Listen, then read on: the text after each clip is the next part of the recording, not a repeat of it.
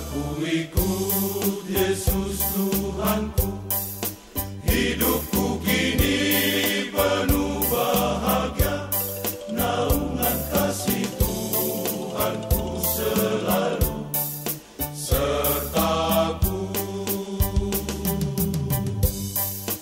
Begitu heran kasih Tuhanku pada diriku yang penuh dosa, setiap langkah hidupku selalu sertamu.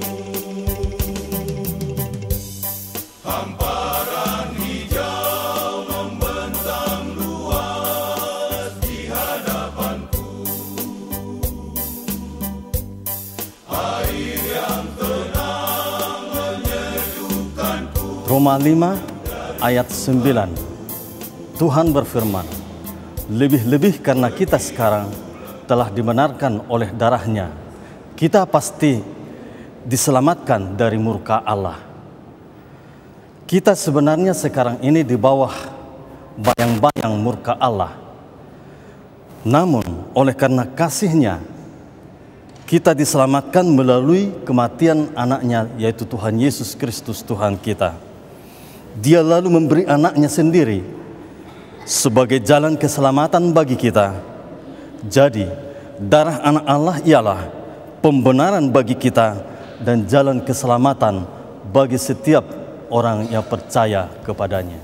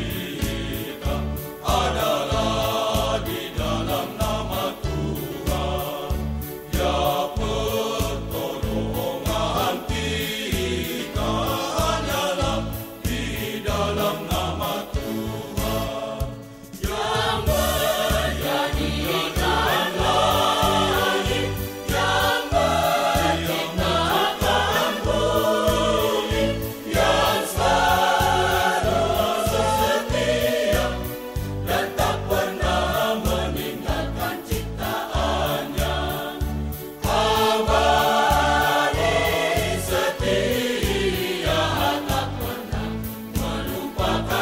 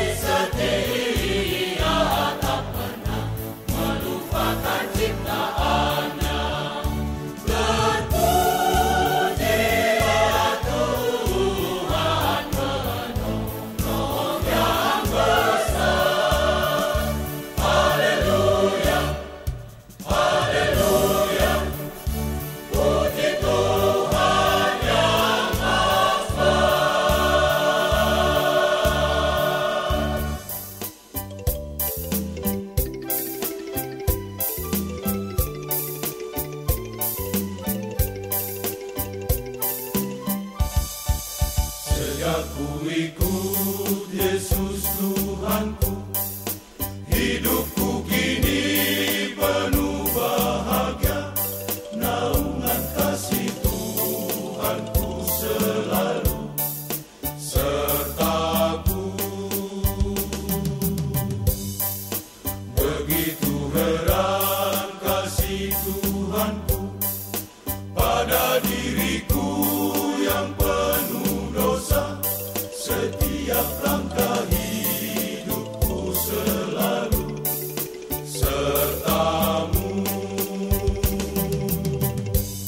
Hamparan hijau membentang luas di hadapanku. Air yang tenang menyejukkanku yang dari Tuhanku.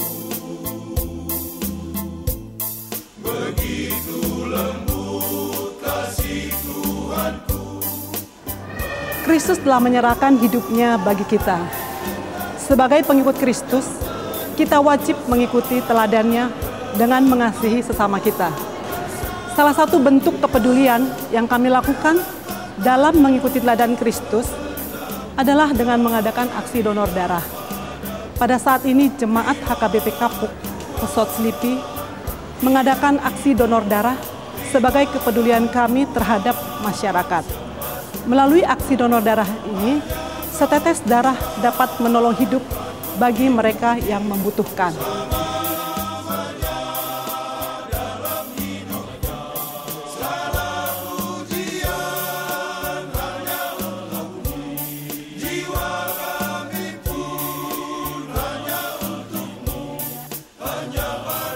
Jemaat Kristus, hari ini kita berbicara mengenai sebuah tema, oleh darahnya kita diselamatkan, yang tertulis dalam surat Roma pasal 5 ayat 9. Mengapa darah?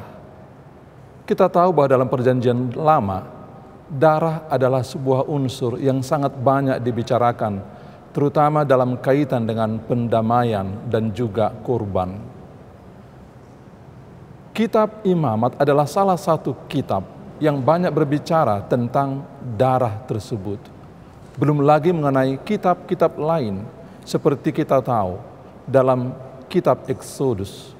Ketika umat Israel keluar dari tanah Mesir menuju tanah pembebasan, di sana kita juga menemukan ajaran tentang darah, bahwa orang-orang Israel apabila mereka ingin selamat keluar dari tanah Mesir itu, mereka harus mau membubuhkan darah hewan di atas tiang-tiang rumah mereka. Hanya orang yang mau melakukan itu yang akan selamat. Dan memang umat Israel pada waktu itu dapat keluar dari Mesir di dalam keselamatan. Sementara orang-orang Mesir, mereka harus mengalami penderitaan akibat kematian dari anak-anak sulung mereka. Darah adalah nyawa. Itu juga dikatakan dalam kitab yang lain. Ketika Kain membunuh Habil adiknya, maka di sana Tuhan mengatakan kepada Kain bahwa darah adikmu itu berseru-seru kepadaku. Darah di sana adalah nyawa. Dan begitu kemudian kita menyeberang ke dalam era perjanjian baru.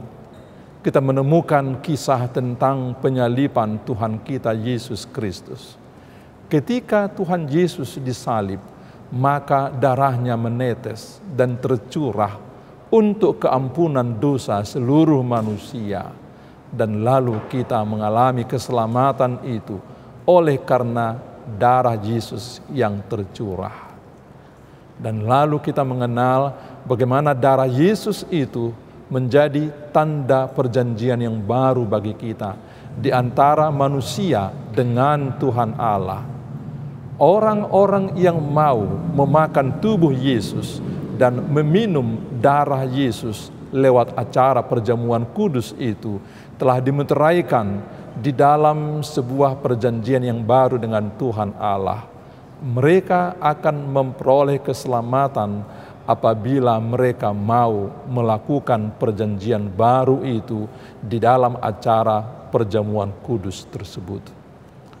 Jemaat Kristus, betapa berkuasanya darah di dalam pengajaran Alkitab itu dapat kita lihat di dalam bagian-bagian lain daripada pengajaran-pengajaran Alkitab. Saya teringat dengan sebuah parafrase biblis yang bercerita mengenai kejadian yang sama. Ketika dunia kita ini mengalami gangguan atau ancaman yang luar biasa dari sebuah virus yang kita katakan saja namanya adalah virus D054. Dia begitu mematikan dan dia menyebar begitu cepat, mematikan orang-orang yang terinfeksi virus ini. Lalu dari manakah keselamatan akan diperoleh oleh umat manusia?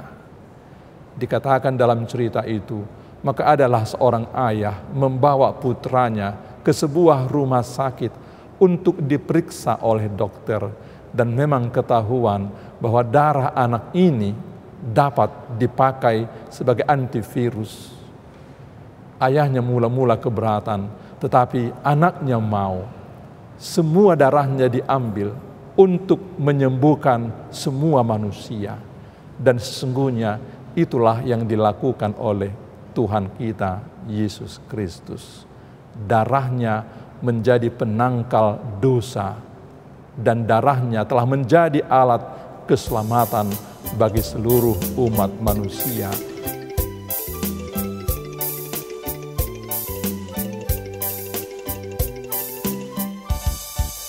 Sejak ku ikut Yesus Tuhanku, hidupku kini penuh bahagia.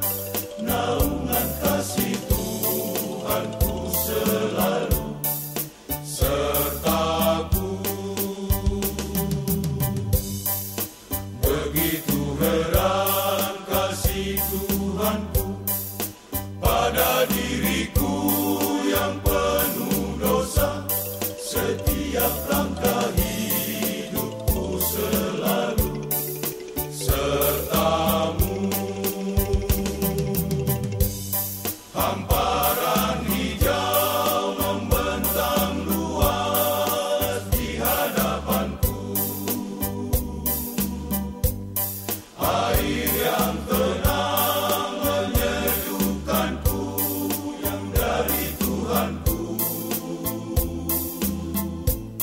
Begitu lembut kasih Tuhanku, menuntunku, membimbing daku yang penuh dosa. Kelak aku bersama Dia dalam tatanya. Kehendakmu jadilah padaku. Terimalah Tuhan pujian ini. Terimalah Tuhan sembah sujud sembah. Hanya Kau Tuhan patut dipuji selama-lamanya dalam hidupnya. Segala pujian hanya untuk-Mu. Jiwa kami pun hanya untuk-Mu. Hanya padamu Tuhan. Terimalah Tuhan ragaku ini. Terimalah Tuhan jiwaku ini. Dalam naungan kasih-Mu Tuhan. Dalam tahta-Mu surga yang mulia. Agar jiwaku bersama Tuhan. Bersama Tuhan selama-lamanya. Dengar doaku. Dan hidup yang kekal bersama Tuhan Kau karuniakan padaku. Semua kasih-Mu ya sungguh heran kepada hamba-Mu. Terimalah Tuhan